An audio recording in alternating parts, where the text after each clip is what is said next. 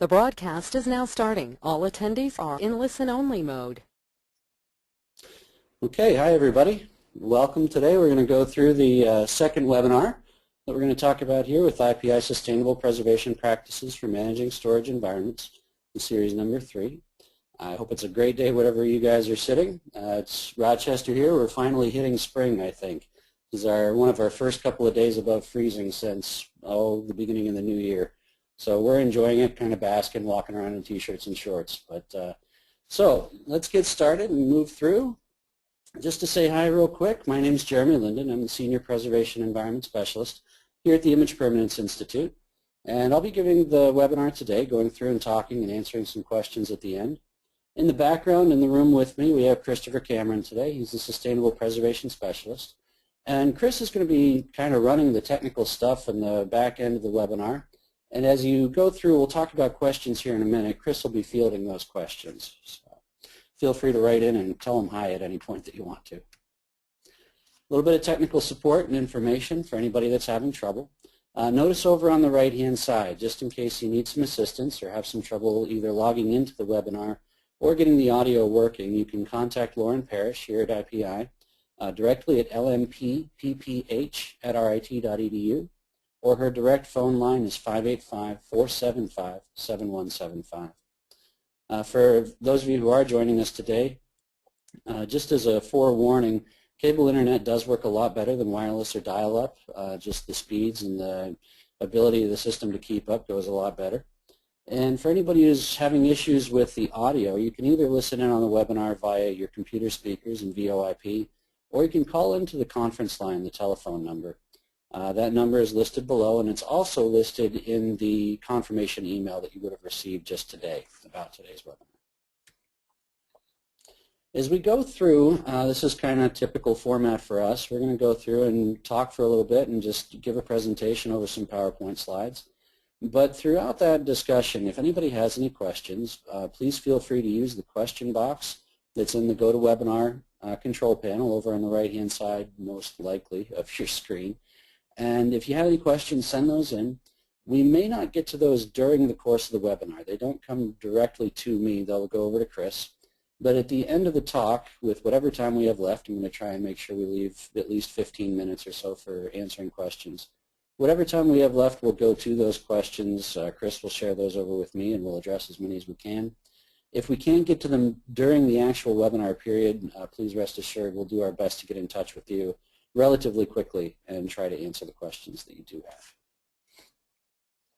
And as a reminder, before I grossly disappoint anybody, just so everyone's aware, today we're going through mostly looking at preservation and types of decay, and this is really designed primarily for folks who are either new to the field or new to approaching it along these lines, or just might want a refresher in terms of how different types of decay for collections materials works.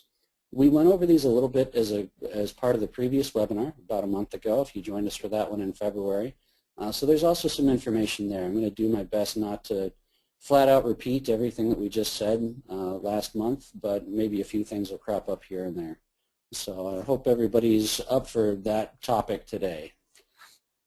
A little bit about the Image Permanence Institute before we get started. We're part of RIT here in Rochester, New York. And we've been around since 1985. We're excited to be celebrating our 30th anniversary this year. There's a wide spectrum of different types of research and work that we do here at IPI, ranging from photo preservation to digital print research to environmental work that we're going to be talking about today. So if you're ever curious, feel free to check out our website. It's imagepermanenceinstitute.org and see what the new research is, or feel free to download or look for some of the resources that we might have available. As I said earlier, we're working through the Sustainable Preservation Practices for Managing Storage Environments program. This is the third time we've been able to give this program through the generosity of the National Endowment for the Humanities through an education and training grant. And we really do appreciate that opportunity to do this. The earlier part of this series was 5 on-site workshops that were given throughout last fall and early this spring. And we're going to be continuing these webinars for the rest of 2015 through, I believe, October at the very least. We're doing a total of 9 of these this year, all of which are free. And if you have any friends who are interested or just want to join us for a little while and learn a little bit more about preservation and sustainability at the same time, please do refer them to the program. We're happy to have as many people register and sign up as would like to join us. The primary goal of the series, just as a little overview, is largely to enable collections, care, and facility staff and cultural institutions to work together to try and define what it is for their institution, but also achieve an optimal and sustainable preservation environment. So as we go through and kind of approach or think of that idea of what optimal might mean, we're concerned largely with achieving the best possible preservation for collections at the least possible energy cost. And we want that combination or that idea of achieving both of those to be sustainable over time. And one thing that I do just want to put out so everyone is aware of this and understands where we're coming from at IPI. The approach or the goal of this series is not really to advocate for energy savings over preservation. It's to advocate for keeping an open mind and try to find ways to achieve both preservation and energy savings at the same time. One thing that you won't hear us doing over the course of this program is to advocate for energy savings to the detriment of preservation. We'll look in further webinars in the future, we'll look a little bit more closely at some different strategies that we might try and ideas that might work in terms of working preservation and energy savings at the same time. But I do just want to let everyone rest assured that really here at IPI our primary focus is on preservation, and that's a lot of what we're going to talk about today, is what can we think of for overall broad collections management and preventive conservation. The presentations, really what we're looking for is we're trying to balance that need. We're trying to preserve collections and reduce that energy consumption at the same time. But really, what we hope you take away from this and what we're trying to provide, and I hope you'll see that at the end of today's discussion, is that we're trying to just get some practical guidelines out there. We're trying to make some new suggestions or kind of bring things together in such a manner that folks are able to use the information and apply it in their own workplaces or apply it in your own programs. So, please do let us know whether or not we're succeeding in that. This is always a little bit of trial and error. You come up with one way of presenting something, or you come up with a new bit of information or new research that becomes available, and we try to make it available and accessible to folks in a way so that it makes sense in terms of how this affects our day-to-day operation, how it impacts how we actually do our jobs. And let us know if there's something more that we can do to succeed along those lines.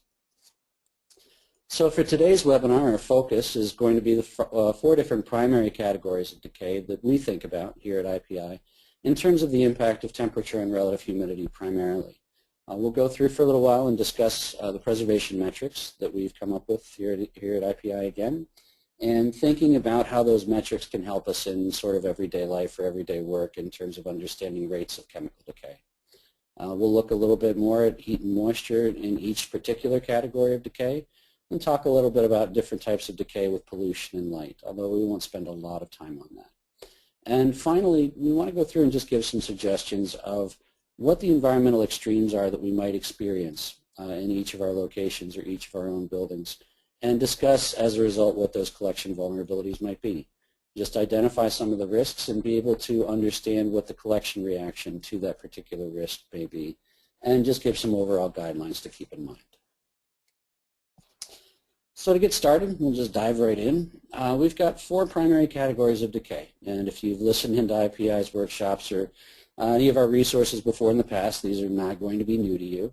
But for anyone who's joining us for the first time or maybe doesn't have a lot of experience in this area, I hope this is informative and helpful. We're going to talk today about chemical decay, mechanical damage, which is the physical shape change of materials, biological processes, or the interaction of living things or living beings or critters, or however you want to describe them, with our collection materials. And we're also going to talk a little bit about corrosion, which, even though that falls under the category of chemical decay, because it's largely a function of a different reaction, we're going to address that differently and look at it on its own. And as I said before, this is a review of what we covered in the first webinar, but we're going to try and give some new info and approach it from a couple different perspectives and maybe just take a different look at it, if you will. So first of all, chemical decay. What are we worried about? What's happening? The damage in this case is caused by chemical reactions that take place within a material as largely a result of the temperature and relative humidity that that material happens to sit within. So we're worried about these overall large macro environments, what's happening in my building, what's happening in my room, and how is it that my collections materials react to that, whatever that condition may be. This is primarily with organic collections materials that we're concerned. And what we're worried about here is just how quickly does this happen, and what are the results that we have to keep an eye out for. What we do understand and what we can quantify to a certain degree is that heat speeds up chemical reactions in organic materials. And one good thing to keep in mind, or just kind of a basic rule, is that the rate of decay does double for every 5 degrees Celsius or 9 degrees Fahrenheit increase in temperature. So it really does give us just a good start, or a good basic understanding that, what is the benefit to keeping, say, a 60 degree Fahrenheit interior environment as opposed to a 70 degree Fahrenheit interior environment.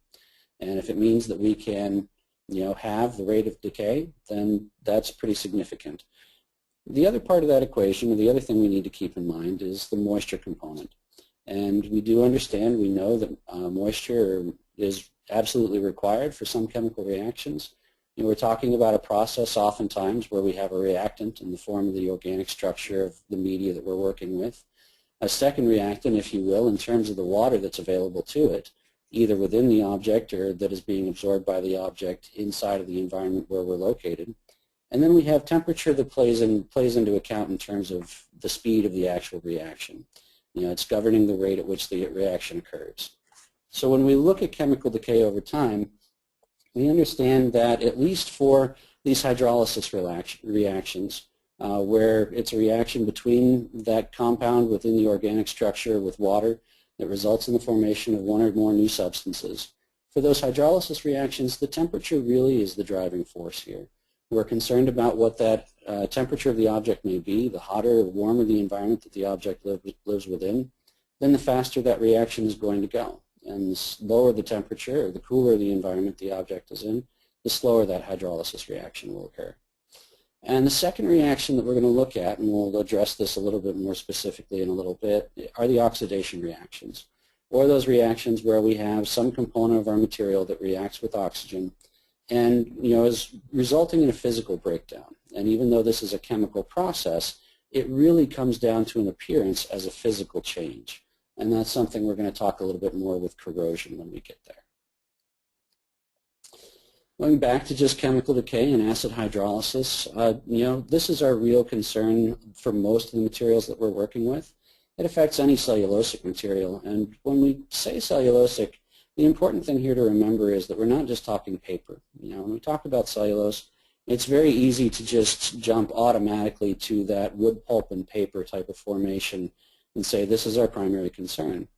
Well, it is one of them, but the other key, or the other component here that we're concerned with, is that cellulose also occurs, if you will, in our collections as a form of acetate materials, or looking at film in many cases, magnetic media, photographic negatives are a key concern here. And just the realization that that structure exists within a number of different media types within the collection. Largely overall, as we approach this concern about acid degradation over time, this is happening primarily within organic materials. We're looking at it and being concerned with different types of materials that are carbon-based. So again, that spans that range from all of our papers, photographs, magnetic medias, and bases, and also looking at it even as far as plastics or modern artwork, and being concerned about what that organic compound or component may be, even as a part of our compound object. So that's one aspect of it. Let's move on here for a second, and we'll talk a little bit about mechanical damage for a few minutes. Now, there's a whole lot of different varieties or types of shapes and sizes that we can see with mechanical damage. But the primary concern really is the idea that the addition of moisture or the removal of moisture from a particular object is going to result in some sort of a physical shape change in the material itself. So, we all understand or have had the experience personally that as we add moisture to something, the object expands. And as we remove moisture from something, the object will begin to contract or lose its physical dimensions. And this process over time, in a couple of different ways, can really result in some pretty serious damage to our materials. And the large question or the large concern that we have over time is just this broad sort of extreme of relative humidity. And temperature to a lesser degree, but relative humidity is the primary player here. And when we think about those extremes, we're not talking about the moderate or the middling relative humidities that we look at or sort of define as safe ranges for collections materials, but we're looking at these extremes on either end of the spectrum. We're concerned largely below 30% and above 60 to 65%.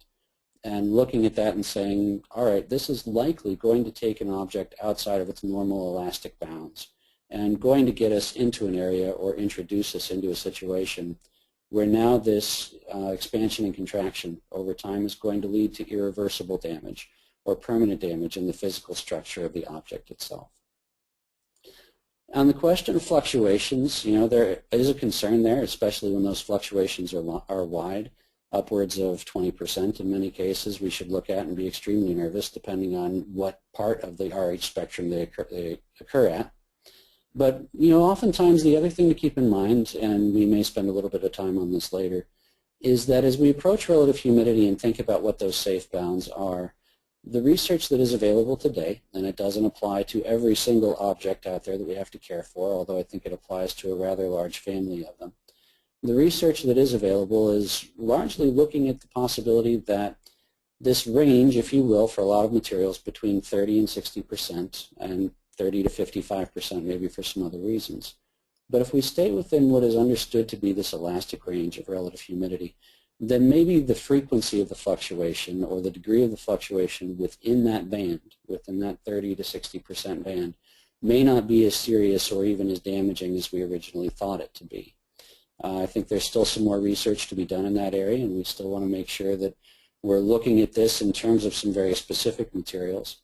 But for a large number of materials, there is a lot of evidence that says that between 30 and 60%, we can have and see relative humidity fluctuation and be at different parts within that 30% band and still be safe for a large portion of our materials and collections. What happens, just to overview a little bit, it's organic materials, but more particularly, it's those moisture-loving materials. It's anything that is able to take on moisture or give off moisture over time. And as we absorb that moisture, as we said, we respond to that increase in relative humidity by swelling or by expanding. And over time, as that moisture is given up to the environment, we then see a decrease in the physical dimension of the object, or a shrinking or a contraction, if you will. And where we seem to have a lot of problems with this, largely, and we'll get there in a second, is when we're looking at it in terms of problems or issues when we're looking at it for different types of compound materials or different types of objects that have been joined together over time. Now, one other factor that kind of plays into this a little bit is that we also see some physical shape change based on temperature. And that is something that we want to be concerned about. However, the extremes of temperature oftentimes that require this noticeable physical shape change are, while not impossible within our interior environments, certainly not the norm. And the larger one that usually plagues us, or that usually we see the effects of, is largely the change in relative humidity over time. And this is, when we were talking about before, those compound or composite objects, this is the issue that we're looking at in terms of different rates of expansion and contraction. So when we have an object that consists of multiple types of materials that may react to that moisture in a different manner or at a different rate, if we have woods joined with plastics or metals joined with woods, where the metal won't react at all physically in terms of shape change to a heavily laden moisture environment or a drier environment, we may have problems with the wood itself expanding and contracting around these, shall we say, less movable or less mobile portions of the object. As you can see over here on the right, we just have different types of wood here as an inlay, and there's a crack and some falling apart. The other thing that we run into, those are non-technical terms, of course, but the other problem that we run into over time, and this is kind of famous, you'll see it in everyday life at your own house, you'll see it as part of our collections, and it's not only the idea of different compound objects and looking at things like veneers, where we might have a layer on top of another layer that is held in place with some type of adhesive, which as a result of both mechanical damage but also chemical decay of the adhesive over time, we can see failure in terms of that adhesion. But the other thing that we run into it just on a daily basis is looking at it and saying, why do joints in different types of furniture fail? Or why do we see swelling of doors or cracking of doors over time? And this all comes back to that mechanical expansion and contraction question. When we think about biological processes, our real concern here largely is that high relative humidity condition. And once we reach certain relative humidities, when it comes to biological decay, the risk of mold, mildew, and different types of insect activity is significantly increased. And for each of those, it kind of depends on what relative humidity you're looking at. It varies across the board. But in general, anytime we get above about 50% relative humidity, we need to start paying attention to the particular risk, if you will, of different biological impacts on the collection. Now, really moisture is that major factor, but the other thing that we do have to keep in mind is that especially with mold growth, temperature does play into account as part of that process. So mold will grow faster, grow slower at different temperature conditions. And we also have to take into account the idea that at different temperatures, insects may or may not be more active. In terms of mold growth, they do require constant moisture to grow, or require moisture steadily, shall we say, over time to grow.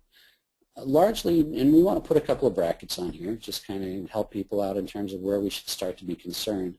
But below 65%, mold growth is really highly unlikely in any space. It's just not. It doesn't occur. There's not enough moisture present within the atmosphere, within the object, in order for that process and that germination to occur. But above 65% is where we need to start being concerned in terms of mold growth. And really there's a window here. At 65% is when we kind of need to look at it and go, all right, we might have a problem, let's pay close attention, and we'll kind of keep an eye out. We'll keep things, make sure we walk the spaces, walk the stacks, walk through the collections, and keep an eye for any signs of germination. Because at 65%, not only is it possible for mold to grow in some temperature conditions, even though it may take a long time for it to actually germinate, but also at 65%, we start to enter that realm of questioning or concerns about the relative accuracy of the different equipment that we're using to monitor these spaces. And at 65%, depending on the type of monitoring equipment we're using, which, by the way, monitoring and data logging will be covered by Chris in the next webinar, but at 65%, really, we've got to watch and say, gosh, if we might have an accuracy problem, or if one of our loggers or one of our sources of information hasn't been calibrated in a while, then we have to be aware of the fact that we might actually be at a higher relative humidity than that, and that our data may not be entirely accurate. So at 65, we want to look at it and say, okay, if we're any higher, let's make sure we're watching as well. It's at 70% that really we come out and we start to get, that's the moment of now we really need to keep our eyes out. At 70% at a variety of temperatures, a relatively wide temperature range, mold growth is entirely possible at anywhere from a couple of days to a few weeks or to a couple of months. And we need to keep an eye on those conditions. 70% relative humidity at room temperatures or higher temperatures than that does lead to a relatively rapid germination of mold. And that's the place where, in terms of normal day-to-day management, if your collection spaces or if your storage areas are sitting at 70% RH or better, that's where we want to certainly keep a very close eye on what's going on and be vigilant about looking for germination or possible vegetative growth. Now, the other thing to keep in mind, too, that damage that is caused by the mold is often irreversible, unfortunately. Even though there is the ability to recover from a mold outbreak, oftentimes the staining or the discoloration that we see as a result, not to mention sometimes just the, shall we say, lack of desire to use something that is probably actively covered in mold spores, is, do we really want to try and keep that material in the collection? So the downside is unfortunately when we do have mold problems or when there's a significant mold outbreak, that can be an awfully hard thing to recover from, especially if it's significant enough to actually physically harm the collection and not just be something that's relatively easy to clean up. So in the proper environment, the funny thing here is that microclimates really come into play an awful lot when we're talking about biological processes. And they can literally just surprise you right out of nowhere. The photo that you're looking at is just a good example. The rest of the room, if you looked at the overall environment and looked at the data logging, there was no reason to suspect that we might be growing mold. But in this particular case where that supply air vent was blowing out into the room, this was a very cold, direct microclimate where cool air was put out into the room by the supply vent at a high relative humidity, created a small subzone, if you will, or a microclimate right there within that patch of books, and we saw a small outbreak. And that's something that had to do, partially with the operation of the mechanical system, but it also had to do with air mixing and airflow within the space. And it's just something to keep in mind that when we're looking at overall buildings or overall collection spaces, we need to be aware and think about it in terms of where those microclimates might occur or where it is that we should be concerned about. So oftentimes it's along those exterior walls or looking at floors where RH can sit, where we can have an issue of higher local moisture levels, that it may sit and not be very well dispersed throughout the space or not necessarily equilibrate very well within the room. If we have these pockets of high relative humidity, again, we can have these situations locally where we're increasing the potential for mold growth. Oftentimes, problems with humidifiers, especially space humidifiers, we need to be very careful with. And the other thing that comes up quite often are water leaks in and around windows, around drain lines coming down off of a roof or through a ceiling, water pipes that may run through a space.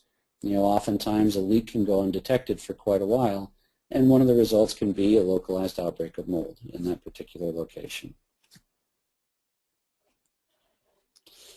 So to talk about metal corrosion for just a second, what we're really concerned with here is this oxidation process. And there are a few sort of large members of this family. We talked about it a little bit the last time around. But when we think about corrosion or when we think about oxidation, the four metals that we're usually concerned with in our collections arena, looking at it, are going to be just common iron or steel, anything with an iron component to it. We're concerned about silvers, coppers, and also bronze. And each of these oxidizes in a slightly different manner. We see some different results as a part of that chemical reaction.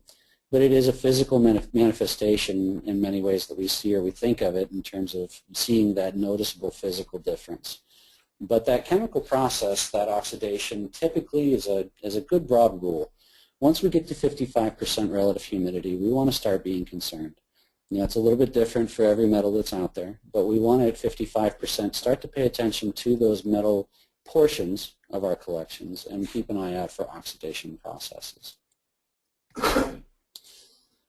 As we go through, the tricky thing about this is that it can show up in places where we really don't necessarily expect it. Oftentimes you go to a collections repository or you work with an institution, and you ask the question, do you have a lot of metal components or do you have an awful lot of metals as part of your collection? And if you're working with somebody from, let's say, a library and an archives, for example, I'm not sure how many of you out there are involved with sort of that end and how many are museums, but we think about typical library archive type materials, and metals aren't the first thing that jump to mind. But you go back and you start looking at rare book collections and you ask a question about, well, what might we see? Are we concerned about inlay? Might we have some silver, or might we see some bronze or maybe some iron as part of a clasp on an older leather-bound book? Not uncommon. In this case, we're looking at what I think is a saddle, although to be fair, I didn't take that picture. But we're seeing the riveting start to corrode over time. But the other thing oftentimes that comes up, especially when we're looking at libraries and archives, is just concern about black and white photograph collections and looking at the potential for that silver mirroring or that breakdown of the silver image within a black and white photograph. The other thing to keep in mind, especially when we're talking about different parts of the country or different parts around the world, is that when we start thinking about the added influence of pollution, dust, salts, or oils, or even already existing active corrosion, that can certainly speed up the rate, or more appropriately maybe allow it to occur at lower relative humidity levels as we're thinking about this. So in areas along the coastlines or major metro areas, we do need to be a little bit concerned about the impact of different pollutants, and especially salts and oils, on our materials, and the potential for that oxidation process to begin at lower relative humidities than just the 55% that we typically look at. So let's take a couple of minutes. We're going to go through and just talk about some of the preservation metrics that we've designed and worked out here at the Image Permanence Institute. And these have been around for a while. My guess is maybe a lot of you are already familiar with them. I don't want to spend a lot of time on them. But what we were looking for and what we're trying to identify or trying to achieve with the preservation metrics is taking the temperature and relative humidity information, the data that we can gather from the collection space or from the institution, and find ways to analyze that temperature and relative humidity data in order to help us understand the rate at which some of these reactions are occurring or the relative risk that we might have to be concerned about for some of these different types of decay. What we've done is we've developed algorithms that will convert that environmental data over to values, and we'll talk those values are specifically what we're going to talk about here for a few minutes. But these allow us to get some level of analysis of the relative quality of that preservation environment. And when I say relative, really it's approaching it from that aspect of how do we compare one space to another. These are not hard and fast quantifications, but these are more like reference tools. It's the ability to look at a certain measure or look at a certain metric or a certain quantity and say, all right, how does this compare to the room next door? Or how does this compare to another one of my buildings? Or how does this compare against what I want it to be? Is this a higher risk or a faster process that I need to be concerned about? Or are we successful? Is the data that's coming back saying that the risk for decay is relatively low or virtually non-existent potentially? And we can use that information to move forward again with the program. So the challenge really is this. If we take just a standard graph, and there are a lot of different places or sources where we can get this graph data, but if we just look at a straight graph of temperature and relative humidity, it's not easy to look at that and be able to say, okay, what risks do I actually have to be concerned about in terms of my different collection types and in terms of the different types of decay that are potential or that could occur? Do I know for certain whether this space is at a high risk for chemical decay or for mechanical decay? Well, with time and with some practice, you can start to gauge that over time just by looking at the different curves and the different plots and getting an idea for the extremes.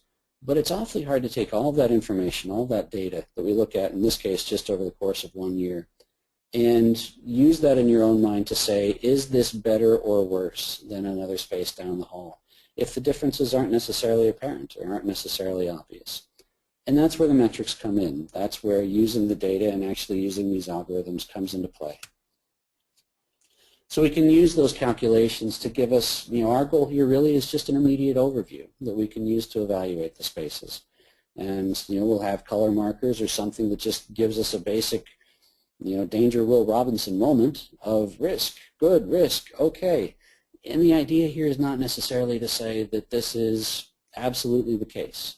This is the case for where the logger is sitting, but two things come to mind when we start talking about this. And the first is that you have to keep in mind that when we do data logging, and again, this will be talked about in the next webinar, but when we have a data logging program, we can't get every single space in a room. So we have to use our own experience and our own expertise to look at those spaces or look at our buildings and say, I'm gathering data from here, but I also have to think about what these microenvironments over in this particular space might be. So again, part of it is knowing your building and knowing your space well and being able to analyze for yourself what the differences in environments may be. The other part that comes up, and this is just the reality of being able to take any broad swath of data and apply it to individual objects, is that these are broad overviews. The metrics that we use are meant to give folks some comparative information, and it's meant to be able to look at it and get an idea or very quick representation of whether or not we should be concerned or worried for very broad groups of collections items or collection materials. And by broad, we're talking about things like metals as a whole, or we're talking about things as all organics in terms of natural aging. So we, again, have to use our expertise as professionals, whatever our background may be, to know what the particularly sensitive parts of our collection are and to know just how concerned we should be at a particular level of metric, to be able to look at this and say, okay, natural aging, well, I'm looking at a room that has nothing but marble busts in it. So am I really concerned about natural aging in that space? Not so much. I'm not really going to panic in that case. Or if I'm looking at something and going, all right, on one hand, I have a whole bunch of 18th century books or paper texts, and on the other hand, those are stored in the same room as a whole lot of early 20th century newsprint. At which point, which one's going to be more sensitive or which one's more at risk? And we're all going to look at each other and go, uh-oh, the newsprint might be in trouble. So again, it comes back to what we know as professionals and thinking a little bit more carefully and using our own information to use in combination with these preservation metrics. So each metric evaluates the quality of environments into a single value, and the idea here again is just to give us an idea of how much risk we're facing, for that particular type of decay. And the key, really, when we come down to it, the thing that I can't see visually just looking at a graph, and I don't know of a whole lot of people who really are successful with this, is being able to come up with the summation of all of those changes and adjustments and fluctuations that happen in temperature and relative humidity over a period of time. When we're looking at a truly flatline environment, if somebody can absolutely nail down a 60 Fahrenheit and 40% relative humidity environment, then that's pretty easy to be able to say if they keep that up for forever and eternity. It's pretty easy to be able to look at some of the information and the data out there and say, okay, this is the relative risk of decay based on those two singular numbers. But if we have a space that varies seasonally, or we see fluctuation based on outside weather conditions, or fluctuation just based on building behavior and mechanical system behavior, it's awfully hard to be able to analyze all of those varying temperatures and relative humidities for the amount of time that they occurred and be able to say this is what that risk comes out to. This is what it all adds up to. And that's the idea behind the metrics, is that they give us that opportunity. In terms of chemical decay, we've got the preservation index, the PI, and the time-weighted preservation index, or TWPI. And these are going to give us those relative comparisons, or those measures in terms of the rate of chemical decay in a particular environment. And they're based on the combined influence of temperature and relative humidity on these spontaneous chemical reactions. And again, as we said before, we're talking about organic materials. But the idea here, now if we look at the preservation index, that PI is just based on a certain one-time condition. So preservation index is available to be able, we can look at it and say, what is the rate of decay at 70 Fahrenheit and 60% relative humidity? And that number, in terms of the algorithm that we use, would be a single preservation index. But that time-weighted preservation index gives us that information over time. So if I've got a part of the year where I'm 70-60 and a part of the year where I'm 65-50 and another part of the year where my building doesn't have any heat or any, take your pick, maybe it's unconditioned, and we have a 40-degree temperature and it might be 35% relative humidity or something like that inside of a building. How do we take those different measures and understand what the sum or what the combination of all of those is? And the key is that integration of those different values over time. It's not a simple average. It's not a simple mean. Instead, it's what we might define as a harmonic mean, where we're looking at it and weighing not only the condition, but we're weighing that against the amount of time that was spent at each condition, and recognizing that, in essence, in many ways, the bad counts for more than the good, unfortunately. Once we have decay or once we induce decay in a certain material, we don't get that back. We can't fix it. We can slow down further decay over time, and that's largely the goal when we're thinking about preservation environments. But once the damage is done, largely in many ways it's done. Now, just as a general overview, 1 calendar year at a minimum provides the best initial information. And the idea there is that we're able to use that data over the course of a calendar year to understand how the building and how the space may react to different environmental changes that happen outside. Some of us have, as evidenced in Rochester, New York, very cold, snowy winters and hot, muggy, humid summers. Other folks are sitting in a year-round arid region. Some other people out there may be dealing in a region or working in a region where there are constantly high relative humidities all year round. And we all have slightly different issues to contend with in terms of the environments that we have available to us and what we try to create from there. So the more time and the more data that we have available, the better information or the better set of data we have to work with in terms of understanding what our collections are exposed to or what they have to contend with over time. Here's just an example. This is TWPI data over the course of a year, and this is just taken from Central Park in New York City. Hopefully that's relatively familiar to most of us listening in. Yeah, but it's that recognition. Notice the light lines or the light bar chart, if you will, behind that curve, and that's the PI level, the preservation index level for each individual temperature and relative humidity over time. So notice that in Central Park, during the cold winters and the relatively low moisture content winters that we have, those preservation indexes, those rates of decay, the PIs are relatively high and the rate of decay as such is relatively low. So we have these conditions in winter where we have that curve on the TWPI that starts out relatively high, up in the 300 to 350 range, and that's a really good rate of chemical decay, if you will. That's a very slow reaction environment. But as we start to get into summer, notice how those individual preservation indexes, those PIs in the background, drop down to, I think we're looking at about 20 there, right around July and early August. And we start to get down to those conditions. Notice how that pulls the time-weighted preservation index, that TWPI, down along with it. And then as we move through the rest of the year, we don't necessarily get a lot of that back. We don't go all the way down to those summer PI conditions because we do have some slower reaction speeds over the course of the year. And as we move into October, November, December, again, those colder temperatures outside and that lower moisture content, even though we do have high relative humidities. But those lower temperatures outside really are, while they improve that immediate rate of decay and slow it down quite a bit, we don't gain a lot back in terms of the time-weighted preservation index. We're not there for long enough.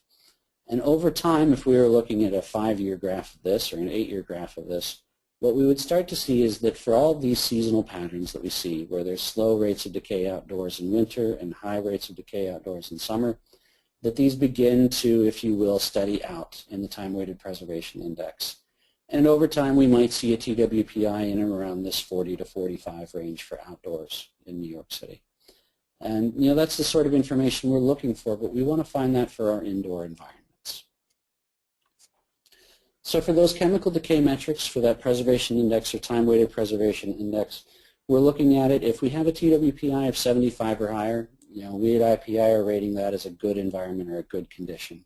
It's indicating overall a slow rate of chemical decay for us in terms of organic materials. That 45 to 75 range, for lack of a better term, we look at that and say, all right, this is okay. For many materials, including, let's see here, circulating collections and libraries, things that are maybe not meant to be entirely permanent, although certainly are an investment on the part of the institution. Those are okay. That's not bad. Things will hang around for a little while. But when we start getting to these TWPIs of 45 or lower, that's where we're asking folks to say, you know what, now's the time to start paying attention to this and to take a really close look at how we're creating our environments and what type of risk we're placing collections at for organic decay.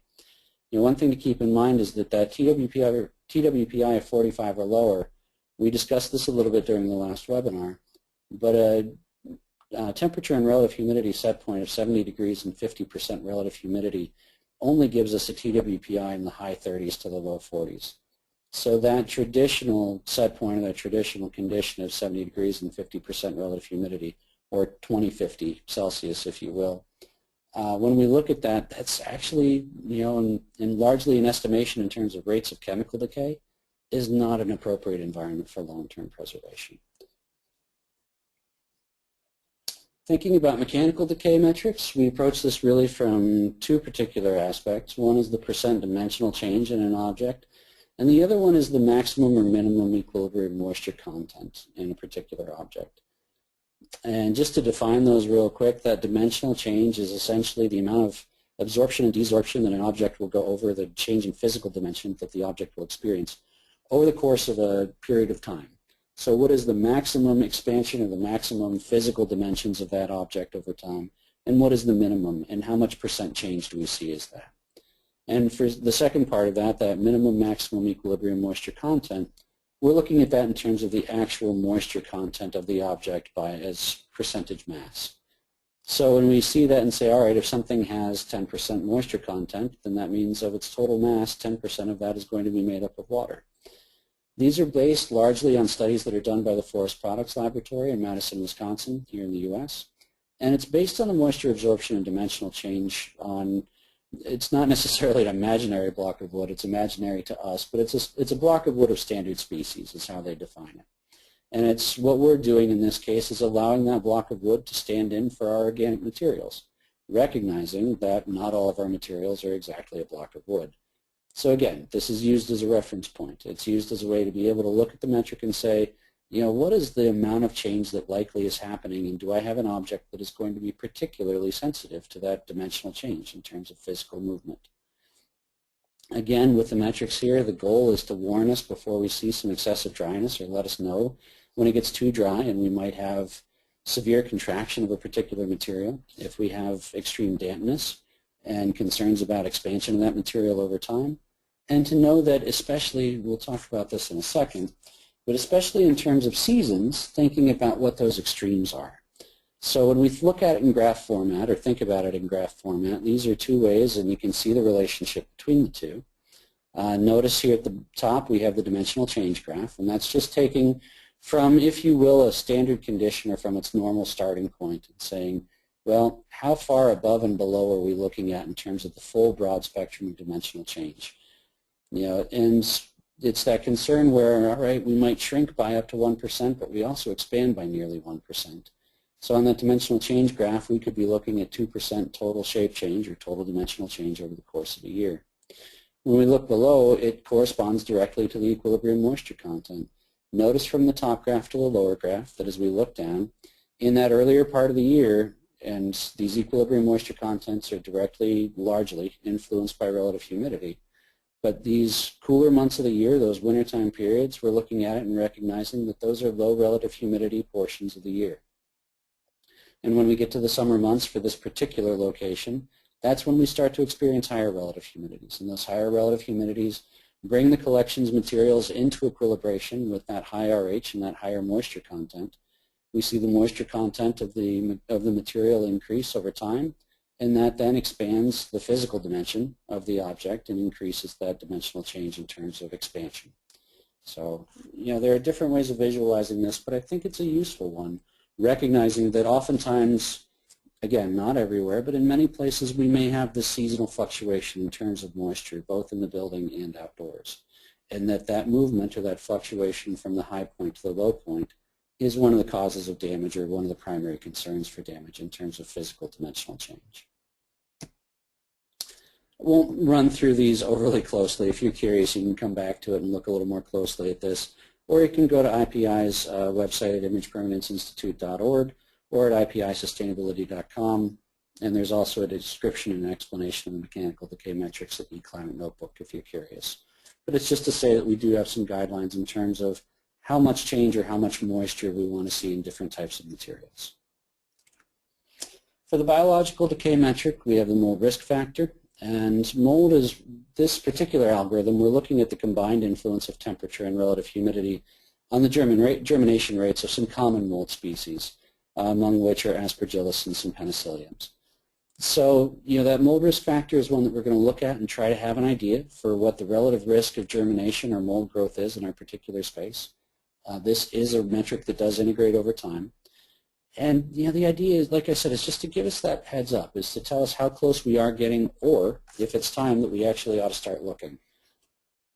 So this particular graph for mold risk factor, if we work through this, we recognize that, you know, and again, this is outdoors, so nobody panic. This is not in anyone's specific storage space or collection space. But when we think about it outside in Central Park, it makes sense that we're going to be growing mold outdoors during certain parts of the year. The temperatures are warm, the moisture, the amount of available moisture or high relative humidity is appropriate for germination over time. And just a few things that I'll call your attention to. I hope you can see my cursor right now. But notice that we have a couple of different patterns going on. And the first one is anytime, and this is just the metric at work, but anytime we're above 0.5, the definition of the metric is that we're at least halfway to germination at this point. So if we see our curve start to get up to about here, we want to look at that and go, all right, we're getting close. We need to start paying attention to what's going on. And at 1.0, notice how this is labeled germination. You know, this is based on the growth data and based on the germination data that we have for these different mold species. That's that level at which we better start walking around in our spaces and saying, okay, do we have green fuzzy stuff all over the books? Or are we starting to see some powdery mildew? Or are we starting to notice a bit of a smell when we walk into a particular collection storage space or a particular space? And so that 1.0 is our concern for germination here at this stage. In terms of this actual growth or germination process, notice here that as we go through, one of the things that we understand from microbiology or from some of the different scientists out there that are studying mold growth, one of the things that we do understand is that some mold spores are able to withstand dry periods and literally take a pause, if you will, in their germination process. So here we have favorable conditions for germination, but it didn't make it all the way there. We made it about halfway. Things dried out a little bit, and literally the mold just went into stasis, just kind of held out for a bit until the conditions were appropriate again. And notice that we just pick up right where we left off. So here we are again. The spore is moving a little bit closer to germination. And we move on up until we actually get to the point of germination and vegetative growth with that mold species. And what happens is as soon as it dries out, notice once we kill off that vegetative growth, we have to start that pattern all over again. So just watch for that in terms of the mold risk factor over time. We just explained that biological decay metric. We won't spend a whole lot more time on that, but it is to say that there's no such thing as an OK rating for mold growth. What I would say in general is that if you start to see that curve showing some information, or you start to notice a number in your MRF, the mold risk factor, start to be concerned because it indicates that somewhere along the line you've had some, shall we say, favorable conditions in your environment to help those mold spores move along towards germination. Not to spend a lot of time here, but just to say that, again, looking at the overall purpose of the metric, it's that idea that we want to be able to compare the relative preservation quality of some of our different locations. So when we have it available in a table format like this, we can actually work through and say, okay, if I have a collection of, shall we say, particularly sensitive paper, early 20th century papers or books that I want to care for, what might be the best location to take care of those items? And I might choose my natural aging column to see what the rate of chemical decay is. And look, I've got a slower rate of chemical decay in both the Spirit exhibit and the Council House case. Rats, those are both microenvironments. I can't use either one. Well, it's worth a shot. But you guys get the idea. We can use that information to compare different locations and think about which one is best for different types of preservation. So we have this standardized overview. We have the ability to identify those risks in given spaces. And again, you have to use your knowledge and your experience to decide which metrics are the most important for a particular collection or a particular location. We can look at those potential problems. And really, when it comes right down to it, the idea of being able to quantify these rates or being able to quantify the comparative value, if you will, or the comparative quality, is to do one of two things. It allows us to either make that convincing case that, look, we're not doing as good a job as we should be. This is not adequate for long-term preservation. And here's some of the data that shows us, we should be doing better. These materials require more than just this environment that we're able to provide. But the other side of that, the flip side, if you will, is that when we have that data available and we start to make changes or make adjustments, we can also illustrate and document the results that we've seen in terms of making those improvements and what our efforts have led to. So it's important to be able to use that comparative information to quantify the impact, if you will. Okay, roles of heat and moisture in each particular category. Temperature, there we go, primarily chemical decay. I think we talked about that. That's our main concern. Relative humidity kind of plays a role all across the board, really. It plays a significant role in mechanical and biological damage and is really the driving factor in metal corrosion.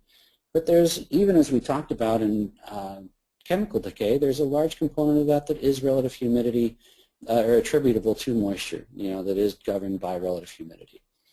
And the third one that we want to think about, and we're not going to spend as much time today, we talked a little bit about it last time, but is looking at the dew point temperature, or looking at the actual moisture content of the environment where we're sitting. And the concern there, the realization, is that it's that moisture content, that dew point, that largely determines the combination of temperature and relative humidity that we can achieve. So if we want a particular preservation environment, it all comes back to, well, what's the dew point of the space? How much moisture control can we actually achieve? And we'll spend more time on that on May 6th here in a couple of months, and we'll really go into dew point in depth on that particular webinar. So, we want to ask ourselves sort of this question of, well, what happens if I have X? Oh my gosh, I have a whole lot of high temperatures, I'm spiking up in terms of heat in the summertime in my particular building or space. What should I be worried about, right? Well, if I have sustained high temperatures, first and foremost, that's increasing that rate of chemical reaction for any of our organic materials. So, and this is sort of it's almost like a triage, if you will. We want to think about this in terms of, what is the risk that I'm starting to see? All right, what are the materials that I have to be most concerned about? So high temperature alone is going to increase that rate of chemical decay. But if I've got high temperature that's combined with damp conditions or high relative humidities, now all of a sudden I need to start looking out because there's going to be a lot more biological activity in that environment. My insects are going to breed faster. They're going to see more evidence of them. They're going to eat more. Nobody really likes to see that, except maybe the entomologists that are out there listening to us. And the other part to that is that we really have to start to worry about mold at those, as I said, RH conditions, particularly above 70%, and temperatures, really even as low as 55 degrees in some of those cases, Fahrenheit again. And this combination, those hot, warm temperatures with wet summer seasons, we have to acknowledge the fact that in many parts of the world where we have high temperature conditions, those oftentimes are joined by high relative humidity as part of that seasonal adjustment, if you will. Well, okay, on the converse, if I have low temperatures, then what am I achieving? What's the good news? Do I have any risks or anything that I need to be concerned about if I'm able to maintain a low temperature environment? Well, cool temperatures in general, and we define these as below about 54 degrees, and this is largely something that IPI has worked with. There's also a lot of ISO information that's available for different media types in terms of these definitions of cool and cold. But temperatures below 54 degrees, largely the benefit here is that we slow the rate of chemical decay. The key, however, is to make sure that at these lower temperatures we have to maintain those moderate relative humidities again. And largely we're talking about RHs between 30% and 50%. Moving beyond 50% starts to introduce some different types of other physical concerns or decay concerns in various types of media. In cold temperatures below 40 degrees, this is where we start to get into the really beneficial range when we're looking particularly at very sensitive materials or chemically sensitive materials such as film and photographs. And for photographs, really primarily we're concerned with the color media first and foremost. Black and white photography largely can be quite stable at cool to room temperatures, but that being said, it does also benefit quite a bit from achieving those cold temperatures if we can. What about in situations where we understand that we should freeze certain materials, but what do we actually gain from that?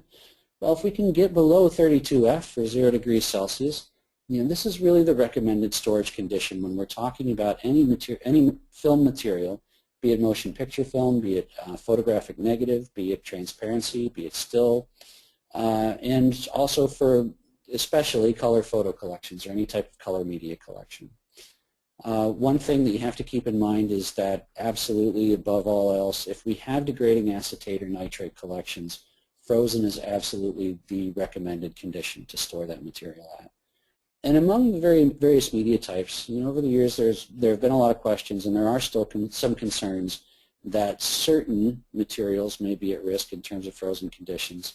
But by and large, the only ones that we can say as a whole should not be frozen are really these optical media, these optical storage media, including CDs and DVDs. The others can still see some benefit over the broad scale to frozen storage, even when we're talking about glass plates and negatives, or magnetic material, I'm sorry. For temperature fluctuation, what happens if I have temperature that moves about all over the place throughout the course of a year? Well, the concern largely, and this is something that we've been thinking about at IPI for quite a while, is that we need to be worried with these high and low extremes, if you will. How hot does it get during one part of the year, and how low does it get during another part of the year? It's not to discount the fact that we have some areas that do see some extreme day-night low temperatures or low conditions and high conditions, but oftentimes our buildings are able to mitigate that fairly well. What we find, or what we wind up with in unconditioned buildings oftentimes, is this reaction to the outdoor condition over time. And we have a couple of things that happen. One is that concern of how fast is that rate of chemical decay.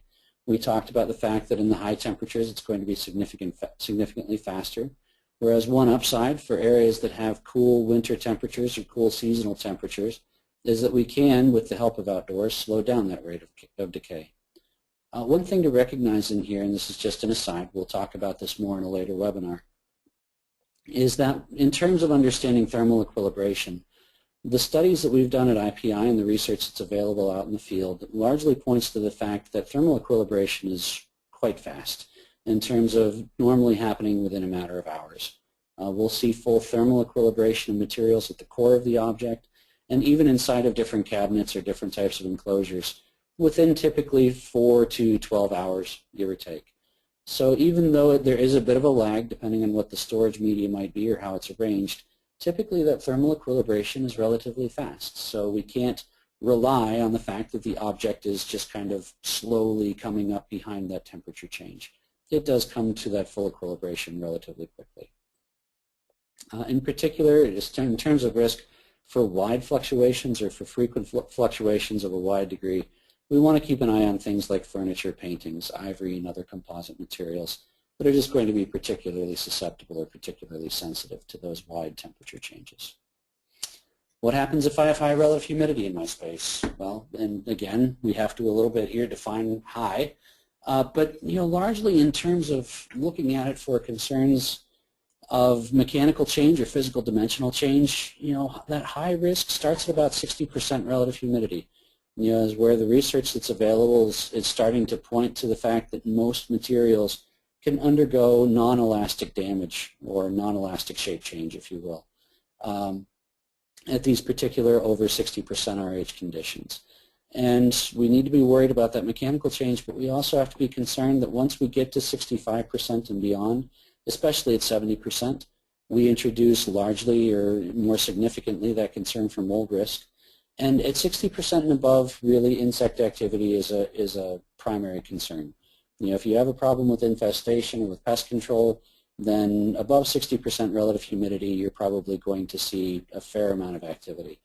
In terms of limiting that activity, if we can get RH conditions below 50% or manage through an IPM program, an integrated pest management program, the number of pests or the presence of pests in your space, keeping that RH low can really reduce that risk for insect damage in a repository. On the other side of the spectrum, if we have low relative humidities, either seasonally or locally, the other thing that we have to be concerned about is that these low relative humidities will impact that, again, mechanical or physical dimension, and we can see that contraction of the object. And especially as we move from season to season, this expansion-contraction over time can damage and weaken that bond between the cellular level of the object, as in the case of this wooden statue where we have a significant crack moving right up through the center of the piece.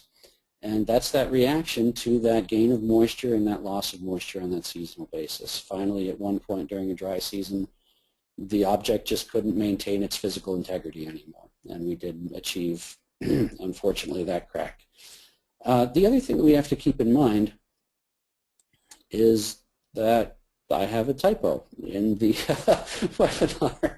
For that second bullet where it says low relative humidity will increase the rate of chemical decay, that bullet should say low relative humidity will decrease the rate of chemical decay and basically slow down that chemical decay process. So that's a benefit, but the problem is that we can't achieve that low relative humidity to the detriment of the mechanical stability of the object. So Chris, mental note, let's fix that in this particular talk. Sorry, guys. All right, RH fluctuation risks over time. Well, the key here and what we're worried about is not just the overall fluctuation, but it's how the material reacts to that fluctuation. And this is, again, we'll talk more about equilibration in one of the later webinars, but I think we have one dedicated to that very topic. But what we want to think of and what we want to keep in mind here is that even though we may see these shall we say, wide fluctuations in relative humidity, either in the short term or in the long term. What we've come to understand, and this is research that we've been conducting at IPI for over the last couple of years, and we're actually still working on this in a couple of different projects, is that what we're finding is that moisture equilibration is largely relatively slow for most materials. Now, the exception there, unfortunately, is if we have a single object, if you will, laying out on a table. If we have a lot of surface area available, equilibration can be relatively fast. But for many of our materials that we store, looking largely at library and archival materials, different types of museum collections, especially where we have buffering layers in terms of packaging, whether it's cabinetry or whether it's different types of boxes, we can see that rate of equilibration slow down somewhat. And for books, paper, film, different types of materials where there's some mass and a limited, oftentimes, exposed surface area, full moisture equilibration can be quite slow.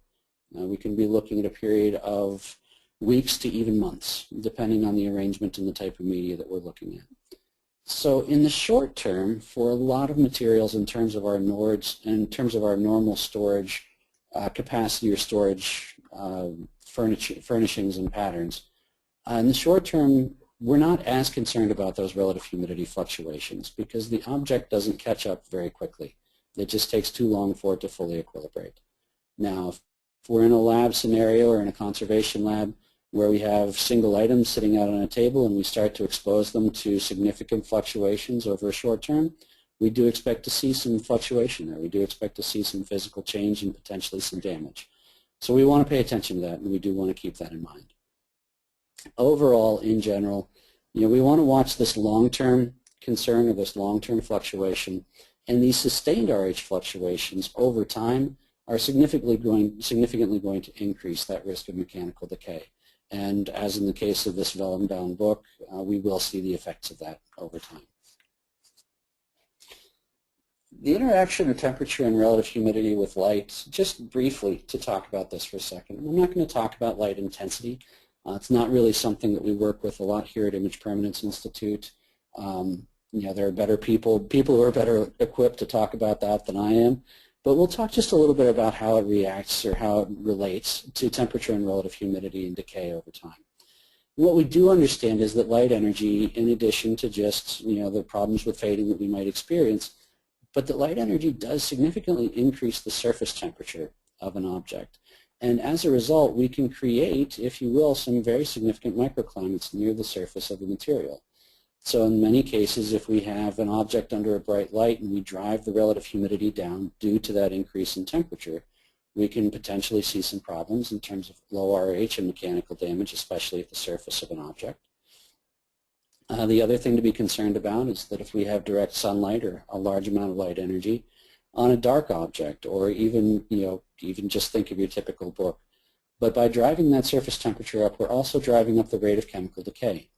And this is something that we really have to think about or deal with on largely an item-by-item basis. One thing that I will call attention to is that these processes, this combination of temperature and relative humidity with light, is not something that's easy to register or to measure with a data logger, because these can be just occasional periods throughout a day.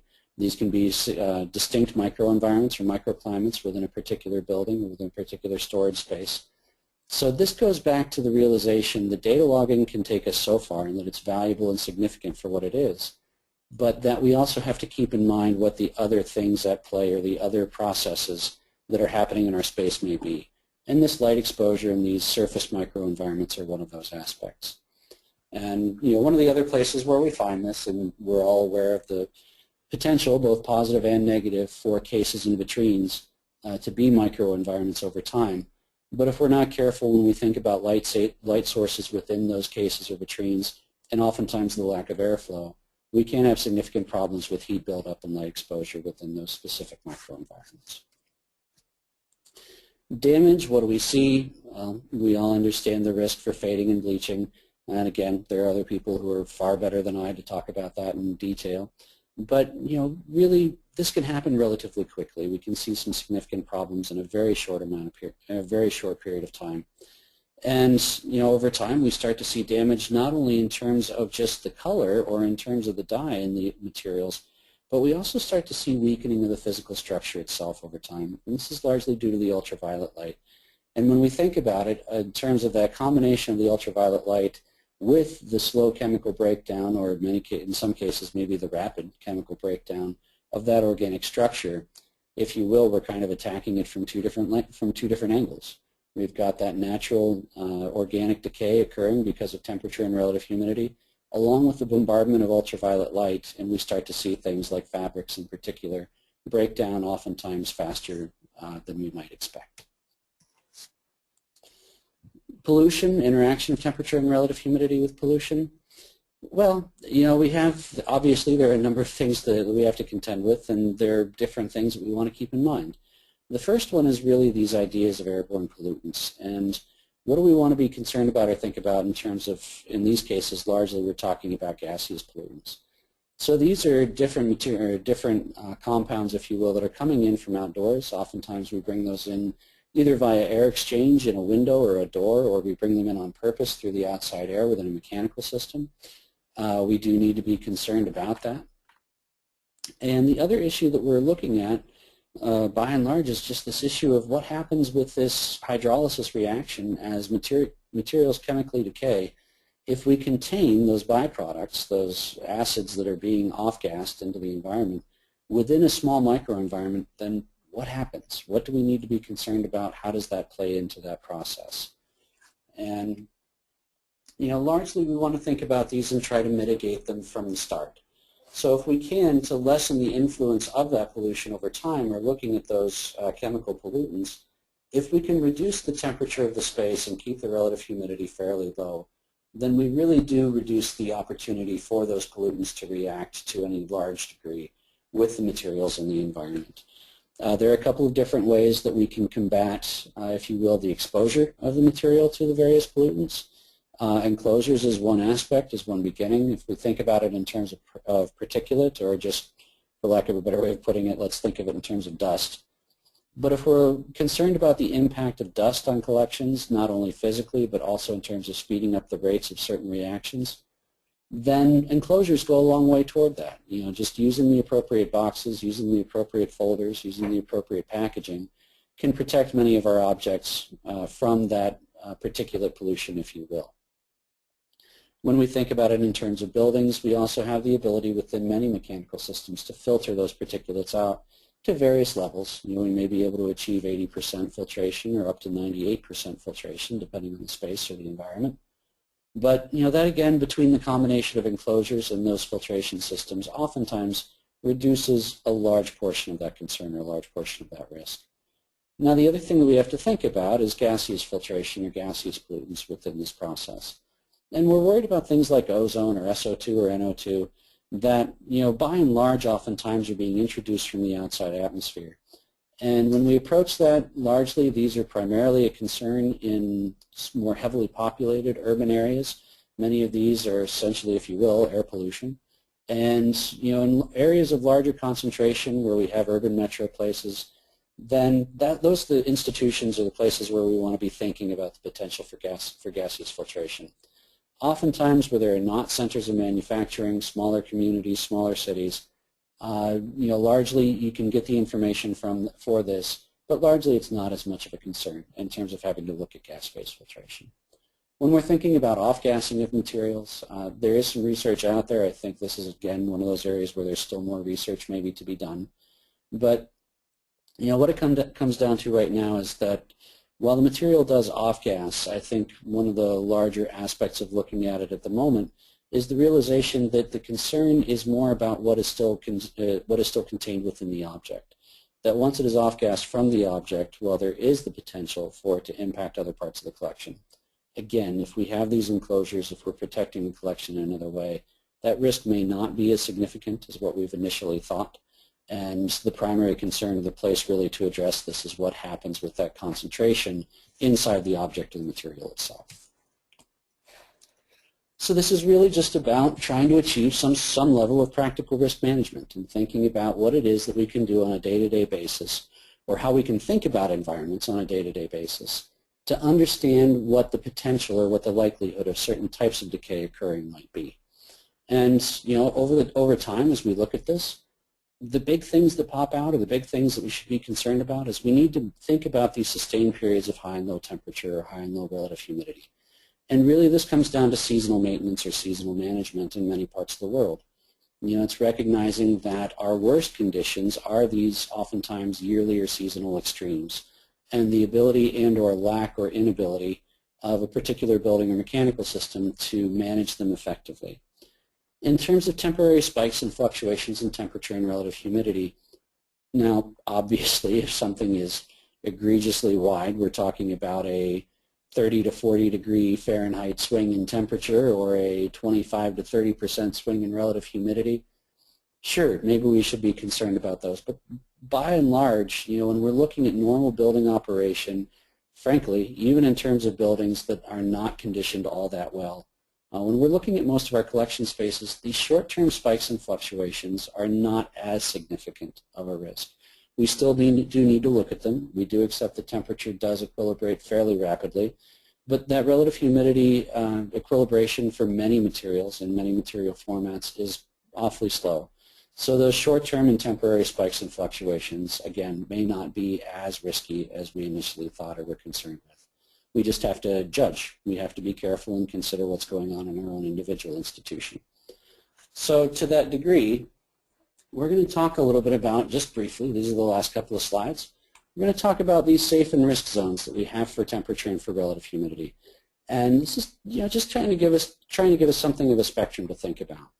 And when we look at relative humidity, what we have to accept for every type of material that we work with as collections professionals or as facilities managers, I hope some of you are joining us today, is that the higher relative humidity we have, the greater the risk of damage to our collections. And if we start from the top down, really, if we're above 70% relative humidity, we've got all kinds of problems going on. Just think of it as a decay soup, if you will. We've got high risks for chemical, mechanical expansion, and we've also got significantly high risks for biological damage in terms of mold growth. That starts at that 70% largely, but at 65 to 70% is where we need to start thinking about mold growth and what might be happening. At 65% also we're seeing these significantly higher rates of chemical decay, and really this is beyond, 60% is where we want to start thinking about mechanical damage. At 55 to 65, again, at 65% we start getting into risk at mold germination. And at 55% relative humidity, this is where we start to be concerned for a lot of our collections materials about concern for corrosion or this oxidation process in our metallic materials or metallic collections. This nice little green zone on here, if you will, that 30 to 55% RH for most of our materials. This is a generally safe zone in terms of a range where we can move around in relative humidity, and while we still will see some expansion and contraction with physical dimensions, but that this moderate relative humidity gives us a moderate rate of chemical decay. Remember, chemical decay is largely determined by temperature, but it also keeps that fluctuation or that expansion and contraction in the physical dimension to, shall we say, a happy medium, if you will. And you don't have to use these numbers specifically. 30 to 55 is something of a ballpark. It can really depend on what type of specific material we're working with. If we've got a collection that is significantly sensitive to low relative humidity, let's say vellum or ivory, for example, we may want to think about that low RH end at 35%, maybe at 40%. And on the converse side, just thinking about it in terms of if we're working with paper or working with bound materials or bound volumes, many of those may be safe all the way down to 30% RH, but there's also a lot of data that says they may be perfectly fine down to 25% relative humidity. So, largely this is about picking and choosing our battles. And if we can create an acceptable, safe preservation environment for materials between 30 and 55, then that's a good achievement. At 30% and lower relative humidity, that's where we really start to look at each other and go, okay, we've got problems for most of our stuff. That's the irony, is that below 30%, we've got good conditions for chemical decay. That rate of chemical decay does slow down. But because most organic materials are also able to expand and contract based on moisture content, we have to be concerned about those low relative humidities and whether those materials are becoming too dry and losing too much of their physical dimension. And just as an aside, for most inorganic materials, primarily metals, oftentimes the lower the RH, the better. But it's seldom that we have the opportunity to manage that separately. In terms of temperature, there are a couple of ranges here that we can think about, and we're going to use this kind of warm, cool, cold, and frozen condition, if you will, just as some guideline. But at 68 degrees Fahrenheit or 20 degrees C and higher, we need to accept the fact that these are not appropriate temperature conditions for long-term preservation for organic materials that are going to be susceptible to chemical decay. This is a high-risk range, and what it really comes down to is the human comfort conditions that we normally condition for the people that work in our buildings or that visit our buildings is not the right condition for long-term preservation of our collections material. Not to mention the fact that at these warmer temperatures, if the relative humidity is favorable, we also do see that increase in biological activity, both in terms of the extent of pest activity, but also the rate of growth in terms of mold activity. At cool temperatures between 55 and 67 Fahrenheit, the Celsius temperatures are there on the page, we get this slower rate of chemical decay. And really, this is good for most of our collections materials. If we can achieve this, then that's what we would consider certainly a good accomplishment in terms of managing a preservation environment, with the exception, really, of looking at film collections and looking at color media. From 40 to 54, this is where we start to get into that acceptable range for film and color media collections. And really, this is good for most of our materials, the one exception being we need to be careful with paintings and these temperature conditions as we start to drop lower. And finally, frozen storage for most organic materials, with a few exceptions, is extremely beneficial. It's one of those deals where it's harder to come by and harder to achieve, so we try to pick and choose our battles. And we do have, when we have to make those decisions, what it comes down to is that our film collections, acetate and nitrate primarily, polyester we don't have to be as concerned with, but acetate and nitrate bases and color photography or color media collections are absolutely, above all else, need to be frozen in order to maintain their physical integrity over time. Especially if we have circumstances where materials have already begun to degrade due to their previous storage conditions. And again, just in terms of what we should and shouldn't freeze, the one thing to keep an eye out here is that we don't want to freeze that optical media.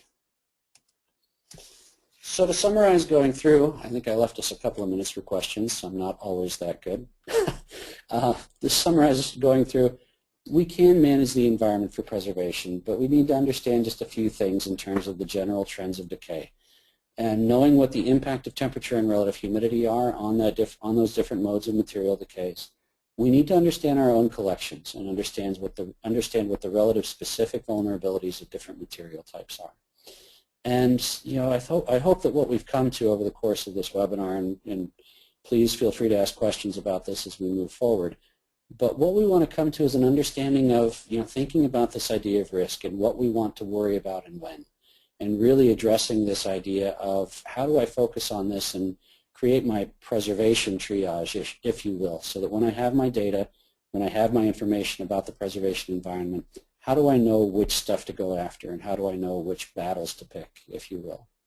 And finally, thinking about it on a seasonal basis or thinking about it just from a building and mechanical system operation approach, but how do we manage those temperature and relative humidity extremes? We'll talk more about buildings and systems in some of the webinars that are following, especially as we get into the summer months. But really it comes down to recognizing that it's these seasonal extremes and these seasonal ends of the spectrum conditions in terms of heat and cold and dryness or dampness, that those are the ones that we really have to focus on trying to limit, because those are the ones that over time the collections will feel by and large the most damage from as we move through. Upcoming webinars, just so you have an idea of what we're going to come up with in the next couple of months. Chris will be talking with you next month. I'll be probably sitting in the background. We'll see. I hope I'm here. In terms of in the office, not in general. But April 8th, we're going to be talking about best practices for data collection and analysis. This is going to be data logging and kind of how to think about environmental monitoring programs for your institution. And then after that, we'll be getting more into, again, some preservation information and then getting into some buildings and building mechanics. Here we are. I won't belabor that at all, but you guys can see what's on the screen, all kinds of fun stuff. All right, finally, for the project website, if you have any questions or just looking for some of the background information, this PowerPoint that we did for this webinar will be available at IPIsustainability.org, as well as the PowerPoints from the different workshops that we gave throughout the course of the fall and the winter. So please do visit that site this is where we have a lot of the information that we've put together on sustainability topics and on environmental preservation over time. All right, a couple of things real quick. Please do remember at the end of this webinar, we're going to ask you to, if you would, keep an eye on the survey and answer that for us if you don't mind. NEH really likes to get the results from these surveys, both from the workshops but specifically from the webinars. They want to know how it went. We got the funding from them through the grant to hold these sessions or give this particular series. But they want to have an idea of what your reaction to it was and what we might do better. We look at that and try to use that information to design new topics and new areas and new webinars for the future as we go through. So if everybody's ready, I don't know if we have any questions ready to go, but I'm going to open up my question bar. We have a few minutes, and we'll go through and see how many of these we can answer for a little bit, okay? All right, I have one here that, okay, we have a question here from Cecily Gravach. Thanks, Cecily, for writing in. And her question is, okay, so the decay rate doubles with 5 degrees Celsius, but chemical reaction rates double at 10 degrees Celsius. Is that the point? Sorry, I'm an old chemist.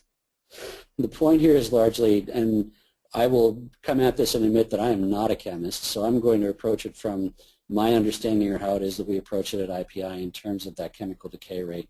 But when we're looking at the rate of decay, especially, I believe those numbers were 10 degrees Fahrenheit and 5 degrees C, that is the change, the rate of chemical decay, and not necessarily that chemical reaction. Someone can check me on that later on, but we'll review that here at IPI afterwards and get back to you, and if we need to, make sure that we post that someplace so that that information is clear. Next question we have is from Ron Martin, and Ron is asking, would you rule out long-term storage of magnetic materials below 0 degrees Celsius combined with low relative humidity, e.g. 35% relative humidity? Thanks.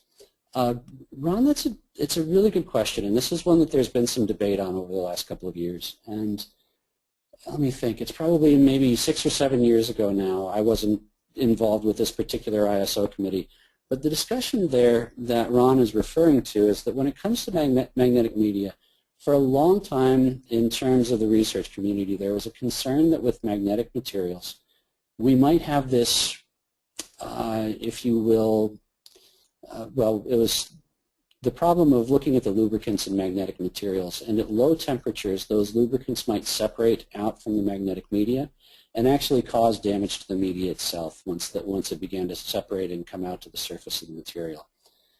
Now, my understanding of it, Ron, is that as time has moved on and more research has been done with this, my understanding is that it was a relatively small subset of materials and a relatively small subset of lubricants that was occurring with. And the international community decided to look at this by and large and say that for most of our magnetic materials, that freezing is safe, that especially if we're looking in terms of the benefit, that there is a little bit of something to be gained by those colder temperatures. Now, the other way to approach this, and this is maybe the more cautious route, if you will, is that if you're not confident that frozen storage of magnetic materials is absolutely safe given the specific material that you have with specific media, the other way of looking at it is that cool to cold temperatures, in other words, above 0 degrees C, is perfectly safe in terms of magnetic media, and especially when we're talking about magnetic media that is on a polyester base, which is to say the vast majority of materials that we've worked with over time. But if we've got a polyester base with magnetic media, then freezing may not be absolutely necessary, and that cool to cold condition could be completely acceptable. But let's be honest here for a second too. When we think about magnetic media, the primary concern is of that data loss on the base itself. Oftentimes when we're talking about freezing, when we're talking about environmental conditions, we're concerned with preserving the base. When, especially with magnetics, we can have data loss on that media over time for entirely, shall we say, unable to be predicted reasons, if you will. It can just kind of happen randomly. So in many cases, the idea is that we want to get this magnetic media to last as long as possible until we can move it to a different format and preserve the information first and foremost. So those are just a couple of thoughts. I don't think there's any one solid yes, no, absolute answer to that. But we have to take into account sort of the different research that has come out and try to come up with what's best for our own materials. Which one of these am I answering, Chris? This one? The oops? No. Okay. Okay. Ooh, interesting. Opinion. This is from Sarah Dunn. Hi, Sarah. Opinion on using ozone machines to deal with mold or mildew damage to archival materials. I know not to keep photos with silver. Sorry, I think Sarah sent out a correction to this. She said, I know to keep photos with silver away from ozone, and she's talking more about oddball items like pieces of aircraft skin from World War I. I'm trying to manage a library archives at a transportation museum in Mid-Coast, Maine, and our buildings are basically giant leaky metal hangers. I think you can understand the climate challenges. Absolutely. All kinds of nice RH and a lot of salt content and fun, fun, fun. Gosh, using ozone machines to deal with mold mildew damage. I'm going to be completely honest and say that I don't have a good answer for that one. I haven't worked in that area extensively enough to know for that level of detail what type of risk you might be looking at. My personal reaction to it oftentimes would be introducing ozone on purpose, even to deal with mold or mildew, is probably introducing a risk that may not be, shall we say, beneficial to the larger proportion of the collection. But that's one of those that might be better posed to someone who's working a little bit more specifically in that field. And if you don't mind, what we'll do is we'll take your question and see if we can come up with a couple of folks that you might get in touch with to ask that of specifically. And hopefully we can help you get to an answer on that one, and we'll learn something in the process as well. Let's see here. All right, so far it looks like that's about what we've got. So either I've bored everyone to tears, or it was completely and totally crystal clear, or people are just dumbfounded. So it's hard to say. If you have any other questions, feel free to send them in here for just a second, but otherwise we're going to start wrapping things up. Thank you to everybody who joined us today. We really do appreciate it. As we said, the next webinar will be in about a month or so, here in early April, and you'll be working with Chris. But in the meantime, I hope everybody has a great rest of your afternoon or whatever time of day it is, wherever you are. And for all the other questions that may have come in, we'll make sure to get back to you as soon as we possibly can. Thanks a lot.